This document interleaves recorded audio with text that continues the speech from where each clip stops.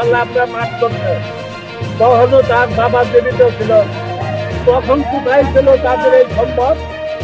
তারা তার বাবা তার চাচারা কেন দাবি করলো না যে এই সম্পদ আমাদের?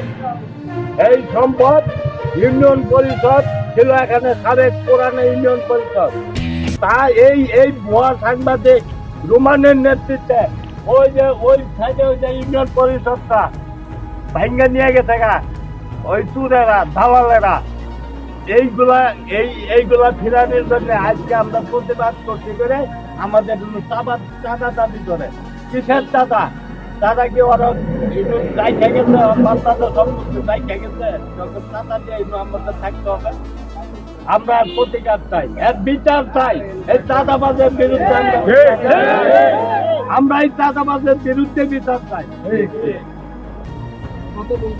এলাকাবাসী মিলে, সকলেই মিলে আমরা এটা মারব। সাংবাদিকের বিরুদ্ধে, সাংবাদিকের বিরুদ্ধে, আমাদের বিরুদ্ধে, বিরুদ্ধে